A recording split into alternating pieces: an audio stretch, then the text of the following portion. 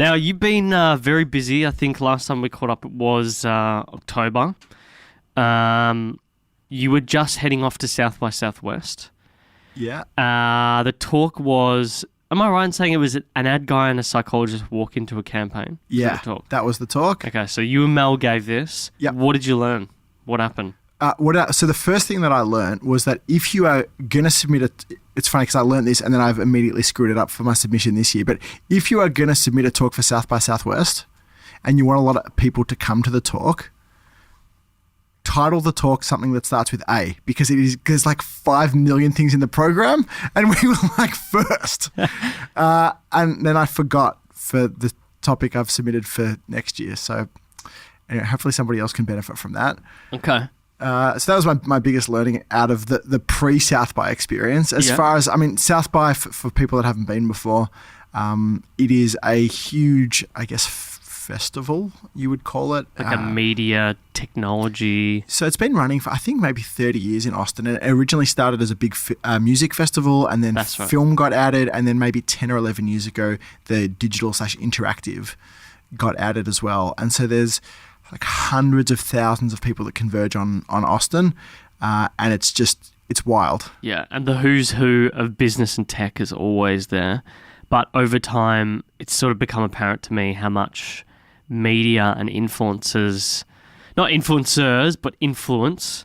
In the actual sense of the word. Yeah, has become part of it. Like it's a real, to say you're going to South by Southwest, it's like, it's legit. Like a lot of people really, from a status perspective, love to put that out there. Do you know what I mean? It is by far the best of that type of conference. Yeah. Where you've got the interactive bit is 5 days, and every day there are, say, 6 or 7 slots, and every slot there is somewhere between 60 and 100 things that you can choose from. So whether you want to know about bots and automation or brand or government or sport, or it is just completely overwhelming. And that's just the programming side. Then there's like the networking side and the social side and the partying side. Like it's nuts. And when you go over, do you typically go for like a week or?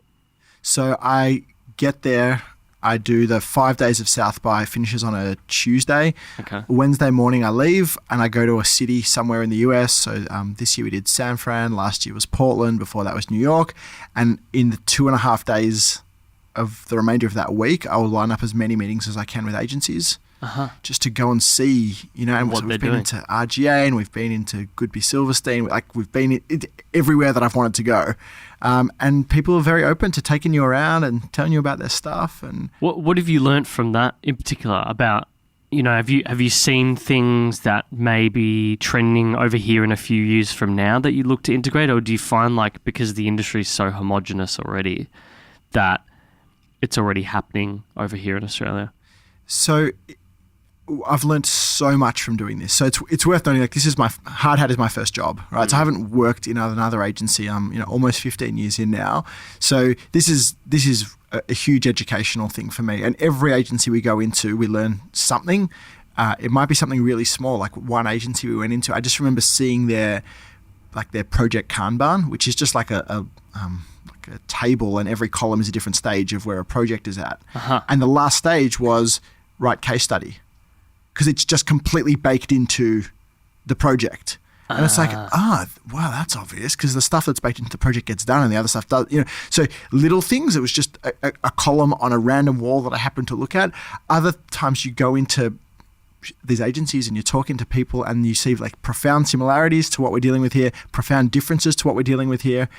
And like, I don't know if we want to transition into where we're going and what we're doing as a business, but these trips to America have been a huge part of influencing that for us.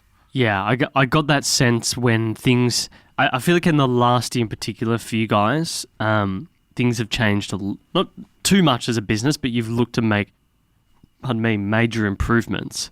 I think I was reading, I had a note here that in the last 12 months you picked up your first executive creative director. Glenn came on board from AJF. But also in the last few months you got a client services director, which I don't think you've had in the business in the past. What's going on? You're going from digital to creative. What's the difference? Yeah, let's do that. So just a quick little clarification. So I'm the client services director. So we had one, and she's been with the business for 5 years now. We moved her into a GM role. That's right. Right. So she's her name's Izzy. She's brilliant, and she's a hustler like Juz, my business partner, and I are. So she came in as a project manager and has just spectacularly risen to the top. The client services director we've just hired is like a career client services senior person, and so she's coming in to add a level of sophistication that street fighters like us don't necessarily have. Because street fighting will only get you so far. Yeah. Well, it's good though. It's good to see you bring in people. It's obvious to me that you notice when you need to bring in someone else that's better than you at a certain task. Yeah. All the time. Yeah. So I mean, as far as what we're doing, by way of background, we're let's call it 15 years in. Mm-hmm. We started off trying to be I guess you'd call it a design or a branding agency at the time. The business was called Hardhat Creative, and the line was building better brands. And we had these grand visions of going out and working with the best brands in the world. And what my business partner and I found out very quickly was that nobody wanted branding advice from two 24-year-old guys with no experience. But they were very happy for us to do internet stuff because we were young and that looked like a thing we'd be able to do. So we really spent the first 12, 13 years building I guess what's now known as a digital agency. And over the decade and a bit, that meant different things. Like you had to be good at producing different things. So it started off with just making websites and doing email marketing campaigns. And then you had to be good at doing flash games. And then you had to be good at doing mobile apps. And then you had to be good at doing web apps. And then you had to be good at doing social and content. And it changed so much over that period. And it's crazy to think that we survived when not only did we not know anything, but pretty much every year we would have something on our profit and loss statement that was 50-60% of our revenue one year that was like less than 10% the next year. Really? Big ticket item. Like this year everybody wants to buy flash games. Next year nobody wants to buy flash games, everybody wants to buy mobile apps. This year everybody wants to buy mobile apps, next year everybody wants to buy social media content. Like it's just mental, and it's all different people, different skill sets you need for these things. Anyway, we got to a point maybe 2 or 3 years ago where we're doing these trips to America and we're seeing that digital agency, in air quotes, just for people doing the audio, still absolutely exist in a really interesting way in markets like America. So we walk into a 120-person digital agency in America and you get a tour and it's like, okay, this is a team of 40 people and these guys are redesigning the e-commerce experience for Adidas.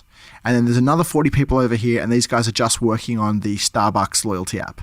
And then you got another 20 people over here, they're working on some top secret Google project, and then there's another 20 random people doing something else. That work at that scale just doesn't happen in Australia. Like Adidas is not redesigning their e-commerce experience here. Starbucks is not building their app here. So where digital agencies in Australia seem to be evolving, what they seem to become when they grew up, was predominantly engineering houses, right? So very, very tech heavy, right? Become 80% software engineers, usually pick one of the big marketing technology platforms, whether that's Adobe or Sitecore or one of the other ones, and you end up with a massive kind of engineering core with this like thin veneer of design or creativity around it, and that's what the business becomes. Huh. And there's lots of examples in the local market of where that's happened, and a lot of the guys who've done that have had very successful exits. They've sold to big four consulting firms because consulting firms know that model. It's just you're a body shop and it's how many engineers can I place in your business for how long. And Juz and I looked at that, and as two non-technical guys, we just had to do technical stuff because that was the only way we could have credibility. We said, that's not our future. We don't want to be 80% engineers. Like, we absolutely believe technology is important. We always need to build stuff, but that it should not be the 80% of our business. Uh-huh. And how long ago did you both decide this? So I'd say probably 2 years ago, it really sort of crystallized. Yeah. Because it's like, is it just us? Is it the industry? We don't know. And then we go over to America, you see the stuff happening there, and you're like, if we were going to still be a digital agency, that's what we would be. But that does not exist in Australia. Like, that work just isn't here. Okay. So then the task is, we'll write a different ending. What's it going to be? And the theory, or I guess the bet that we've made, the vision is to be Australia's next great creative agency. And the bet that we're making is that, when we look at the great creative agencies in this country that have come before us, they all come from a similar DNA, right? They're all very good at a similar thing. From an executional perspective, they're very good at making 30-second pieces of film that go on broadcast TV. And the bet that we're making is that the next wave of great creative agencies will not have that DNA. They will have DNA that is far more akin to the world that we've come from and to where we've grown up, and to, rather than have a TV DNA trying to attach digital and social to it, we think the next wave of great creative agencies are going to have a digital DNA and understand how to do the brand stuff as well. Okay. And you think that DNA sort of aspect is being a digital creator first? Like, what is it that you think the crucial aspect is in comparison to, say, the old agency that was amazing at doing that 30-second film/ad? Yeah. So, I mean, they're really different jobs. Yeah. And what happens is, just over time, individuals and organizations optimize to do a thing really well. So if I think about what a traditional agency is optimized to do really well, I guess you could classify it as reductive thinking. Like, they're very, very good at taking big, complicated things and distilling it down to a line, a brand proposition, and then, a way of communicating that on a billboard, on a 30-second TVC, whatever it is. When I think about what digital agencies have optimized for over time, it is often a lot more around additive thinking, right? And so instead of being brand-led, what does the brand want to do? What does the brand want to say? It is audience-led, like, how is somebody going to interact with this? And rather than being reductive, like, narrow it down and down and down, it's additive. It's like, where else can this go? How else can this live? How can people interact with this? And, if I think about our journey for 12 or 13 years, like, it's been like altitude training, right? So we didn't grow up in agencies with massive budgets making glorious TV commercials and are now seeing the budgets for those things diminish. We grew up working with the smallest budgets, with the toughest, most fickle audience, with the highest transparency over the results that we were, with the highest expectations from clients, So we'd get 1/10 of the budget of what the TV agency was getting, and 10 times the scrutiny, because you could measure everything that we were doing. So we basically had to learn how to make sales overnight, and how to make brands over time. Like, that's what we have had to evolve to do. And we've had to learn to do it with not very much oxygen. And so I think it's far easier to stretch out than to go from a very luxurious place of having millions of dollars to do beautiful things and then work out how to do stuff quickly.